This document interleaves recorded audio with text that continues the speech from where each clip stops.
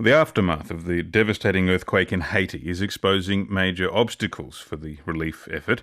This news from Haiti is distressing, certainly, but not unexpected for Professor Ed Blakely. He's Professor of Urban Policy at the University of Sydney's US Studies Centre, but he also led the recovery effort in New Orleans after Hurricane Katrina. He led the recovery effort in Oakland, California, after their earthquake, and was involved in the 9/11 recovery in New York. And he's a fellow of Japan's Disaster Prevention Research Institute. He's heading shortly to the US, but I'm pleased to say he's with us now in studio ahead of the departure. Professor Blakely, good morning. Good morning. Well, for decades, you have been sending out this message around the world. Authorities must plan for disasters before they strike. Given the absence of planning in Haiti and the scale of devastation, I expect frustration and anger must be among your responses. Well, no, I'm not frustrated or angry, and nor am I surprised. You said it correctly. For more than a decade, I've been saying we're going to have this kind of disaster because there are several things we don't have in place. One, the people who are going to Haiti have never worked together before. Doesn't matter whether U.S. Marines and hospital workers, they've never worked together before. You'd never send an army into an operation where the soldiers had never practiced together, didn't have a common command structure, or anything like this. So some of the breakdowns we have is because we have no international agency prepared to go in, prepared with the right equipment, and prepared for disasters. As I said before, you would never send an army in that hadn't trained, hadn't equipped itself for the mission. We'll get to how that may be resolved in a moment, but the product of that is that people are dying now for want of shelter and water. That must, to some extent, mark the recovery effort as a failure. No, it doesn't. I would say the reason they are not getting shelter and water is because we weren't prepared to deliver shelter and water. So I can't blame a radio station that can't go on the air for not producing a show. So if you don't have the equipment and if you don't have the personnel, you can't deliver the service. No one was prepared to deliver water and shelter to Haiti. So what I'm saying is you have to be prepared to do this to do it effectively. Once you're prepared to do it, you can blame people for not doing it effectively. And we're just not prepared to do it. So the damage was done in this case before the earthquake even struck? Yes, the damage was done in New Orleans. The levees weren't repaired. And so you can't blame levee failure at the last minute on anybody because people knew for years these levees weren't going to work. I wonder also, with the New Orleans tragedy, as extreme as it was, at least the Louisiana state capital, Baton Rouge, remained intact. The federal capital, Washington, D.C., remained operational and intact. In Haiti, the capital, Port-au-Prince, has been destroyed. What is going to be the impact of that? Well, that's damaging physically, but every government has an alternative, a secondary site.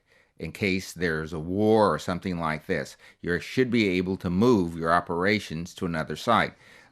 In New Orleans, we learned this lesson. So when we had Gustav, we could run the government from another location.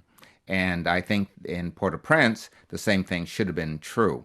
But you have a government that didn't have rules and regulations, they didn't have emergency preparedness, and the like. So that's the consequence of not having those things. You're not able to respond to your people when you need to. As you say, Haiti was too impoverished to deal with their problems of the present, much less plan for problems that may occur in the future. What is the lesson from that? Is the UN need to take some pre-tragedy leadership, or the US, given Haiti's proximity? Well, no, this is a World Bank issue. The World Bank provides money and the IMF to these countries. And they should say, if I loaned you money on your house, I would say, I want you to have an insurance policy, right?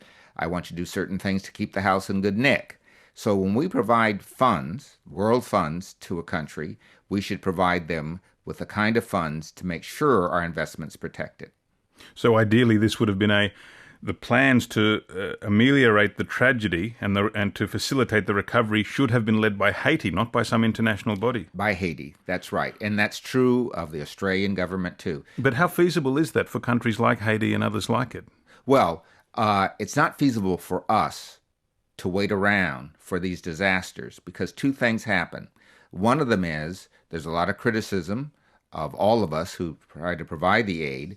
The other is we're going to have a stream of immigrants from countries around the world when we have disasters like this because we weren't prepared and people won't go back to those places. So Haiti will have a stream of immigrants, a large stream of immigrants leaving the country because people have lost faith in that government. Had they been prepared and had they been able to respond in any kind of way, we'd all be better off. So the lesson here is if we go into a country, it doesn't matter if we're providing aid from a charity or whatever, we should help them build the capacity so they can help themselves. Obviously, that's an ambition which would all do well if that was accomplished. But there was a coup there, 4 odd years ago. As I say, they're politically not going to be inclined to take out long-term insurance policies when the very present is a calamity. Yes, but we knew about the coup. The world knew about the problems in Haiti, so we can't be surprised with the result. And I'm not saying we should take responsibility for every government in the world, but unless the World Bank and other agencies and institutions work together to try to strengthen the capacity of these countries, we will have further disasters, both economically, politically, and natural. And what are the prospects of those international bodies taking your advice? Well, I think this is a real wake-up call, and I think what we're going to have to do is have a bit of a triage now and work with those countries that are in vulnerable places to build the systems to assist themselves and to build the infrastructure so if we come to assist them, we can do it in a much better way. We know how to do this. Remember, we had a Second World War. Some of you are too young to remember that. We built airfields almost anywhere. We built hospitals almost anywhere.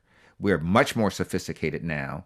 And if we put the equipment together, we could have water, air, and so forth into almost any place.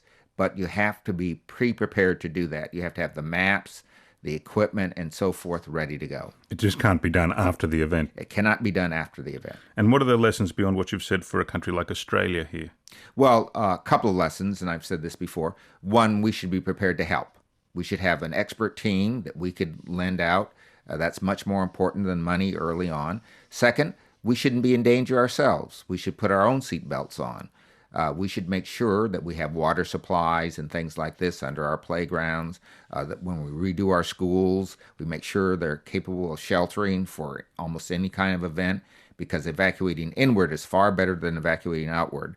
And if I know my local school is the place to go, that's where I'll go. And the third thing is we should take the kinds of things that are going on right now. We know that there are hurricanes and tornadoes and so forth off our coast. We should do some pre-preparation, harden our infrastructure so we can handle those disasters. Fire, hurricane, anything else? Well, we have to be sure that none of these earthquakes that happen offshore don't affect us. There could be a tsunami, particularly on our northern coast, quite easily. Ed Blakely, thank you very much for being with us. Thank you for having me. And Dr. Ed Blakely led the recovery effort in Hurricane Katrina in New Orleans. He's a professor of urban policy at the U.S. Studies Centre at the University of Sydney.